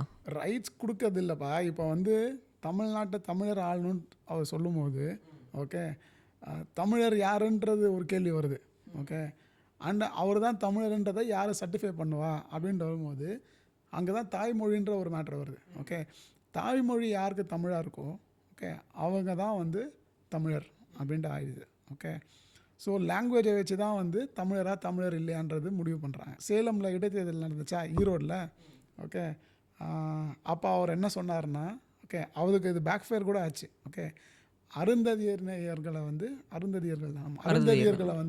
வந்தேரிகள் சொல்லிட்டாரு. ஏன்னா அவங்களுடைய பேக்ரவுண்ட் வந்து ஆந்திராவிலேருந்து விஜயநகர சாம்ராஜ்யம் இருக்கும்போது அங்கே வந்து வேலை செய்கிறதுக்காக அங்கேருந்து ஆந்திராவிலேருந்து கொண்டு வந்த மக்கள் தான் அருந்ததியினர். அதனால் வந்து அவங்க வந்து வந்தேரிகள் அப்படின்ற மாதிரி சொல்லிட்டாரு. ஓகே, ஆல்ரெடி அவங்க தாழ்த்தப்பட்ட இனத்தை சேர்ந்தவங்க தான். அவங்க ஆல்ரெடி கஷ்டத்தில் தான் இருக்காங்க. அவங்கள வந்தேரிகள்னு சொல்லி இன்னும் கஷ்டப்படுத்துகிற மாதிரி ஆயிடுச்சு. ஓகே, ஸோ சரி, சீமானோட ஐடியாவே வச்சு பேசுவோம். இப்போ சீமானோட ஐடியா என்ன சொல்கிறாருன்னா, இப்போ வந்து அருந்ததியர்கள் அப்படின்றவங்க வந்து ஆந்திராவிலேருந்து வந்த அவர் சொல்கிற வேர்டை படி பார்த்தா வந்தேரிகள் அப்படின்னு ஒரு டெராக்டரி வேர்டை யூஸ் பண்ணுறாரு. அந்த வேர்டில் எனக்கு உடன்பாடு கிடையாது. எனக்கு உடன்பாடு கிடையாது. எக்ஸாம்பிளுக்கு இப்போ வந்து அந்த மக்கள் இப்போ வந்து இந்தியான்றது எப்பயுமே இப்போ இருக்கிற இந்தியா கிடையாது. ஸ்டேட் வந்து பிரிக்கவே கிடையாது. அப்போ அங்கங்கே இப்போ இருக்கிற ஆந்திரா பகுதியில் நிறைய தமிழ் பகுதிகள் இருக்குது. இப்போ இருக்கிற கேரளா பகுதியில் நிறைய தமிழ் பகுதிகள் இருக்குது. இப்போ இருக்கிற கர்நாடகா பகுதியில் நிறைய தமிழ் பகுதி. தமிழ்நாட்டை விட்டு போனால் கர்நாடகாவுக்கும் மகாராஷ்டிராவுக்கும் சென்ட்ரலில் இருக்கிற பகுதிகள் எவ்வளோ பிரச்சனையான அந்த பார்டரில் இருக்கிற ஏரியா வந்து ஸ்டேட்டை பிரிக்கும் போது அந்த அட்மினிஸ்ட்ரேட்டிவ்க்கு என்ன பண்ணால் அதுக்கு தகுந்த மாதிரி பிரிச்சிருப்பாங்க. மக்கள் வந்து இங்கே இருந்துக்கலாம், இல்லைனா நீ அங்கே போகலாம் அப்படின்னு சொல்கிறாங்கல்ல. இந்த மாதிரி ப்ராப்ளம் வரும்போது எக்ஸாம்பிளுக்கு வந்து அரசர்கள் வந்து யார் வந்து வின் பண்ணுறாங்களோ அவனுக்கு யார் யார் தேவையோ அவன் கொண்டு வந்து வச்சுக்குவான். இப்போது அருந்ததியர்ன்ற மக்கள் வந்து இப்போ எங்கே இருக்காங்க? தமிழ்நாட்டில் தானே இருக்காங்க. தமிழ்நாட்டு மக்களுக்கு நீங்கள் சொல்கிறபடி தமிழ் குடிகளுக்கு தானே வேலை செஞ்சுட்டு இருக்காங்க. உங்கள் எக்ஸாம்பிளுக்கு வந்து தமிழ்நாட்டில் அதிகமாக துப்புரவு தொழிலை பண்ணுறதுல முக்கியமான கம்யூனிட்டி வந்து அருந்ததியர்கள். உங்கள் கம்யூனிட்டிக்கு நீங்கள் சொல்லக்கூடிய தமிழ் கம்யூனிட்டிக்கு வேலை செய்கிற சப்போர்ட் பண்ணுற பீப்புளை நீங்கள் வந்தேரிகள்னு சொல்கிறீங்க. அவங்க தமிழர்கள் இல்லை, அவங்க எங்களுள் ஒருவங்க இல்லைன்னு பேசுகிறீங்க. அது எப்படி ஏற்றுக்க முடியும்? அதுதான்ப்பா சொல்கிறேன். ஓகே, அவருடைய ஐடியாவோட இம்ப்ளிமெண்டேஷன் இருக்குல்ல. இப்போ எல்லோரும் கேட்குறாங்க இல்லையா, யார் தமிழர் நீங்கள் சர்டிஃபை பண்ணுவீங்கன்ட்டு. அருந்ததியினர்கள் வந்து ஒரு 300 வருஷத்துக்கு மேலேயே ஆகிட்டுருக்கோம் மினிமம் சொல்கிறேன் நான். கரெக்டாக? இப்போ இருக்க பசங்களை கேட்டால் அவங்களுக்கு தாய்மொழி வந்து தமிழாக தான் இருக்கும். இல்லை, எக்ஸாம்பிளுக்கு தெலுங்கே தெரியாதுன்னு அவங்க சொல்லுவாங்க. இல்லை, எக்ஸாம்பிளுக்கு நம்ம ரொம்ப நல்ல எக்ஸாம்பிள் எடுத்துக்கிட்டோன்னா, இப்போ 2 பேர் வந்து அப்பாவும் அம்மாவும் கல்யாணம் பண்ணுறவங்க வேறு லாங்குவேஜ்காரங்க கல்யாணம் பண்ணிட்டாங்கன்னா அவங்கள எந்த நீங்கள் மொழிக்காரங்களாக எடுத்துக்குவீங்க? அதை வந்து நீங்கள் வந்து மதரை பேஸ் பண்ணி எடுத்திங்கன்னா நீங்கள் வந்து தாய் வழி சமூகம்னு எடுத்துக்குவீங்களா, இல்லை தந்தையோட லாங்குவேஜை பேஸ் பண்ணி தந்தைய சமூகமாக எடுத்துக்குவீங்களா தமிழை? அதுதான் இப்போ நம்ம தாய்மொழி தானே சொல்கிறோம், மதருடைய லாங்குவேஜை வச்சு தான் அது மதர் டங் ஆகிடுது. அப்படி எப்படி எடுத்துக்க முடியும்? இப்போ வந்து நான் என்னுடைய அப்பா அம்மா வந்து என்னன்னா நான் சொல்கிறேன், கம்யூனிட்டி ஜாதி இருக்கு இல்லையா, ஜாதி வந்து அப்பா கிட்டேருந்து வருது, மொழி வந்து அம்மா கிட்டேருந்து வருதுன்ற மாதிரி தான் ஒரு செட்டப் இங்கே இருக்குது. இல்லை, செட்டப் இருந்தாலும் அது எப்படி இம்ப்ளிமெண்ட் ஆகுன்ற நீங்கள் சொல்கிறீங்க ஐடியா, அதாவது நாம் தமிழர் பேசுகிற ஐடியாவில் அது எப்படி கோஎக்ஸிஸ்ட் ஆகி வரும்? எக்ஸாம்பிளுக்கு இப்போ வந்து நான் என்னோடக்கு ஜாதி தெரியாது, என்னுடைய அப்பா வேறு ஜாதி, அம்மா ஜாதின்னு வேறு ஜாதின்னு வச்சுங்க. ஒரு ஜாதி வந்து தமிழ், நீங்கள் சொல்கிறபடி தமிழ் ஜாதி, இன்னொரு ஜாதி வந்து நீங்கள் சொல்கிறபடியான தெலுங்கு ஜாதி. நான் பிறந்துட்டேன், நான் எந்த ஜாதின்னு நீங்கள் முடிவு பண்ணுவீங்க? நான் தமிழனா இல்லையானு எப்படி முடிவு பண்ணுவீங்க? அது யாரும் முடிவு பண்ணவே முடியாது. அதுதான் பிரச்சனையே, அதுதான் வீக்னஸ்ஸே. இல்லை, அந்த பாலிடிக்ஸ் தானே பேசிகிட்டு இருக்காங்க. இப்போ தான் சொல்கிறேன். எக்ஸாம்பிளுக்கு வந்து இப்போ வந்து கலைஞர் எடுத்துக்கிட்டோம். கலைஞர் வந்து ஒரு குறிப்பிட்ட கேஸ்ட்னு கலைஞர் வந்து அவர் தமிழரா இல்லையா அதெல்லாம் அவர் வந்து பிறந்து ஒரு செஞ்சுரிக்கு முன்னாடியே பிறந்திருக்காரு. இப்போ 100 வேலை அவர் கொண்டாடிட்டு இருக்காங்க. ஸோ அதை இல்லை, நான் அதை தான் இப்போ இந்த காலத்தில் இருக்கிற ஓகே, இப்போ இந்த நிமிஷம் இன்னைக்கு இருக்கிற ஒரு பிரச்சனை என்னென்னா, யார் தமிழர்னு சொல்ல முடியாது, எல்லாருமே மிக்ஸ் ஆகி தான் இருக்காங்க. ஸோ அண்ணனுடைய ஐடியா இருக்கு இல்லையா, தமிழ்நாட்டை தமிழர்கள் தான் ஆளணுன்ட்டு, அந்த ஐடியாவோட இம்ப்ளிமெண்டேஷனில் தான் ப்ராப்ளம் இருக்குது. ஏன்னா யார் தமிழர்னு சொல்ல முடியாது, கண்டுபிடிக்க முடியாது. நீங்கள் சொல்கிற மாதிரி கம்யூனிட்டி ஜாதியை வச்சு சொல்லுவாங்க அப்படின்னு இருந்துச்சுன்னா அது அது அது வந்து எல்லாருக்குமே முகம் சுளிக்கிற மாதிரி தான் இருக்கும். இல்லை, ஆக்சுவலி நான் சொல்ல வர பாருங்களா, ஆக்சுவலாக முகம் சுளிக்கிற மாதிரி தான் இருக்குது. எக்ஸாம்பிளுக்கு திருமாவளவனை எடுத்துக்குவோம். திருமாவளவனை இப்போ சீஃப் மினிஸ்டர் கேண்டிடேட், அவர் சீஃப் மினிஸ்டர் ஆகிட்டார்னா சீமா என்ன சொல்லுவார்? தமிழர் சீஃப் மினிஸ்டர் ஆகிட்டார்னு சொல்லுவார். இதுவே இப்போ உயிரோட விஜயகாந்த் இருந்தார்னு வச்சுக்கலாம், அவர் சீஃப் மினிஸ்டர் ஆனால் அவர் வந்து தமிழர் இல்லைன்னு சொல்லுவார், கிட்டத்தட்ட அவரோட ஐடியா படி. எக்ஸாம்பிளுக்கு அவர் எதை வச்சு சொல்கிறாரு? லாங்குவேஜ் வச்சு தான் சொல்கிறாரு, அவங்களோட குடியை வச்சு தான் சொல்கிறாரு. ஏன்னா குடியை வச்சு தானே அவங்க தமிழர்கள் இல்லைன்னு நீங்கள் ப்ரூவ் பண்ணுறீங்க. சரி. ஸோ இப்போது சீமானோடைய குரூப் பேசுகிற தமிழ் தேசத்தில் மிகப்பெரிய ப்ராப்ளம் என்னென்னா, அவங்க தமிழர்களவே குடின்னு சொல்கிற ஜாதி வச்சு தான் கண்டுபிடிக்கிறாங்க. ஓகே, அதுதான் அவரோட வீக்னஸ்ன்னு சொல்ல வரீங்க? வீக்னஸ் இல்லை, அது வந்து மனித குல ஐடியாவுக்கே எதிரானதில்ல. இப்போ ஜாதின்றது தப்புன்றது தானே இவங்களோட ஐடியா. இப்போது இங்கே திராவிட இயக்கமோ, இங்கே பெரியாரோ, அம்பேத்கரோ இங்கே இவ்வளோ கஷ்டப்பட்டு என்ன பேசுகிறாங்கன்னா, ஜாதின்றது தப்பு, ஜாதி ஒழிக்கப்பட வேணும்னு சொல்கிறாங்க. நீங்கள் வந்து தமிழர்களை கண்டுபிடிக்கிறதுக்காக ஜாதி இருக்கணும்னு சொல்லிட்டு குடிப்பேரை பின்னாடி போட்டு சுற்றுறீங்க. இதுதானே இப்போ வந்து நீங்கள் இன்டெரக்டாக ஜாதியை தானே ப்ரமோட் பண்ணிகிட்டு இருக்கீங்க அப்படின்றது தான் அவருக்கு மேலே வைக்கப்பட விமர்சனம். இதுக்கு அவரால் பதிலே சொல்ல முடியல. இப்போ வந்து என்ன சொல்கிறாருன்னா, ரெட்டின்ற ஜாதி இங்கே வந்து அது இல்லாமல் பெரியார் வந்து என்ன ரோல் பண்ணியிருக்காருன்னா, இப்போ நம்ம 2 பேரும் உட்காந்து பேசுகிறோம். என் பேர் அன்புதாசன், உங்கள் பேர் தியாகராஜன்னு வச்சுக்கோங்களேன். இதில் என்னுடைய ஜாதி பேரே தெரியல. நான் கொஞ்சம் என்னுடைய ஐடென்டிட்டி வந்து எக்ஸாம்பிளுக்கு வந்து கேஸ்ட்ன்றது ஒருத்தருக்கு ஒரு ஐடென்டிட்டி கொடுக்கும். த சோ கால்டு லோ கேஸ்ட்டோட ஐடென்டிட்டியில் இருக்கிற பர்சன் வந்து அவனுக்கு ஒரு ஐடென்டிட்டியும், இப்போ சோ கால்டு அப்பர் கேஸ்ட்டில் இருக்கிறவனுக்கு ஒரு ஐடென்டிட்டி கொடுக்கும்ல. இந்த ஐடென்டிட்டியை வந்து கேஸ்ட்ன்றது தான் கொடுக்குது. ஸோ இந்த கேஸ்ட் இல்லைன்னா அவங்க 2 பேரும் ஃப்ரீயாக பழகுவாங்கன்றது தானே திராவிட இயக்கத்தில் பேசின பெரியாரோட ஐடியா. இந்த ஐடியாவை நீங்கள் உடைச்சி என்ன பண்ணுறீங்க, மறுபடியும் குடிப்பேரை போட்டுக்கோ, நான் வந்து பறையன்னு போட்டுக்கோ, நான் வந்து தேவர்னு போட்டுக்கோ அப்படின்னு சொல்கிறீங்க. இது இன்டெரக்டாக மறுபடியும் ஜாதின்ற வன்மத்தை தானே அவங்களுக்குள்ள விதிக்குது. அவருடைய எண்ணம் வந்து தமிழர்களை வந்து ஒவ்வொரு ஜாதியாக பிரிக்கணுன்றது கிடையாது. யார் தமிழர்ன்ற கண்டுபிடிக்கணுன்ற ஒரு முயற்சியில் இந்த மாதிரி பிரச்சனை வருது ஆக்சுவலாக. ஸோ அது நீங்கள் சொல்கிற மாதிரி அதனால் சொசைட்டியில் வந்து நிறைய பிரச்சனை வரும் அப்படின்னா அவருடைய ஐடியாலஜி இம்ப்ளிமெண்டேஷனில் அது தப்பு தான் ஆக்சுவலி. இல்லை ஆக்சுவலி அவங்களுடைய பேசுகிற இப்போது ஒருத்தர் வந்து இப்படி பேசுகிறாங்கன்னு வச்சுக்கலாம். எக்ஸாம்பிளுக்கு இது வந்து இப்போ வந்து இவர் வந்து இந்த ஜாதியில் பிறந்தார் அப்படின்றதுக்காக ஒரு பெனிஃபிட்டு ஒரு சோஷியல் கேபிட்டல் கிடைக்குதுல்ல. அந்த கேபிட்டல் வந்து எல்லாத்துக்கும் ஈக்குவலாக கிடைக்கணும், இல்லை யாருக்குமே கிடைக்கக்கூடாது அப்படின்றதுக்காக தான் ஜாதி பேரங்க எடுத்துகிட்டு நம்ம பேசிகிட்டு இருக்கோம். சரி, ஆனால் நீங்கள் இவ்வளோ சொல்கிறீங்க. ஆனால் அண்ணன் வந்து எல்லா மேடைகள்லையும் என்ன சொல்லுவார்னா, ஜாதி பார்த்து ஓட்டு போடாதீங்க, அப்படி போட்டிங்கன்னா அது ஓட்டு இல்லை தீட்டு அப்படின்னு தான் அவர் சொல்லுவார். இல்லை எக்ஸாம்பிளுக்கு நம்ம பிஜேபியோட ஐடியாவை பேசலாம். மேடையில் ஏறி எல்லோரும் வந்து மாடல் கோட் ஆஃப் கண்டக்டை எதிர்த்து எல்லோரும் ஹிந்துக்கள் மட்டும் எங்களுக்கு ஓட்டு போடணும்னு சொல்கிறாங்க. ஒருத்தர் 2 பேர் சொல்கிறாங்க. அது மாடல் கோடுக்கும் கான்ஸ்டியூஷன் எதிரானது இல்லை. ஆக்சுவலி சீமான் வந்து ஜாதி இருக்கக்கூடாது ஒளின்னு பேசுகிறத தவிர இன்டெரக்டாக இவங்களுடைய ஐடியாஸ் பில்ட் பண்ணுறாங்களே, இது ஜாதி தானே ப்ரமோட் பண்ணுது. ஸோ இது அவருடைய வீக்னஸ்ன்னு நீங்கள் சொல்கிறீங்க. இது வீக்னஸ் மட்டும் கிடையாது. இப்போ வந்து சீமான் வந்து கிட்டத்தட்ட திமுகவை தவிர மற்ற எல்லா ப்ரொக்ரெசிவ் பார்ட்டியுமே தன்னுடைய நட்பு சக்தியை தான் பார்க்குறாரு. எக்ஸாம்பிள் கம்யூனிஸ்டையும் பார்த்துக்கிறாரு. எக்ஸாம்பிளுக்கு முக்கியமான அவர் தலைவராக மதிக்கிற வந்து திருமாவளவன் என்ன பேசுகிறாருன்னா, அவர் வந்து அயோத்திதாச பண்டிதர், ரெட்டமலை சீனிவாசன் அந்த வகையான அரசியலை பேசுகிறாரு. அவர் என்ன தமிழர்கள்னால் ஜாதி இல்லாதவங்க தான் தமிழர்கள் அப்படின்னு பேசுகிறார். ஜாதின்றது ஒருத்தனுக்கு மேன்மையும் இன்னொருத்தனுக்கு இன்ஃபீரியாரிட்டி காம்ப்ளெக்ஸையும் கொடுக்கும். அதனால் இது தேவையில்லை அப்படின்னு பேசி எல்லோரும் தமிழால் ஒன்றிணைங்க சொல்கிறாங்க.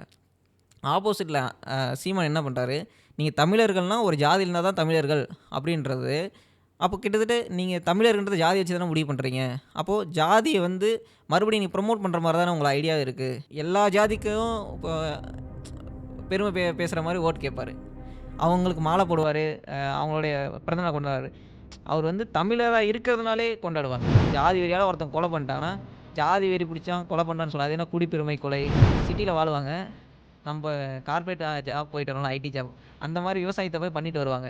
ஏன்னா அவங்களுக்கு நிலம் சும்மா இருக்குடா போய் வேலை செய்யடான்னு சொல்லிட்டு கவர்மெண்ட் கூப்பிட்டு கொடுப்பான். ஏன்னா அங்கே லேண்டு சும்மா இருக்குது. இங்கே இருக்கிற கொஷினில் லேண்டு எங்கே சும்மா இருக்குது, ஆல்கஹால்ஸ் இருக்குல்ல, இதுவும் அடிக்கிறாங்க. எல்லாமே அவைலபிள். இங்கே என்ன ப்ராப்ளம்னா, நீங்கள் வந்து குடிக்கிறவங்களுக்கு எல்லாத்துக்குமே நான் கல் சப்ளை பண்ணணும்னு சொல்கிறீங்களே, அதுக்கான இன்ஃப்ராஸ்ட்ரக்சர் இங்கே இல்லைன்றது தான். சிஎஸ்கேன்றது ஒரு ப்ரைவேட் கம்பெனி தானே. ப்ரைவேட் கம்பெனிக்கு எப்படி நீங்கள் 11 பேர் தமிழர்களை எடுத்து நீ எப்படி ஒரு ரூல்ஸ் போட முடியும் ஒரு சீஃப் மினிஸ்டராக இருந்துக்கிட்டு?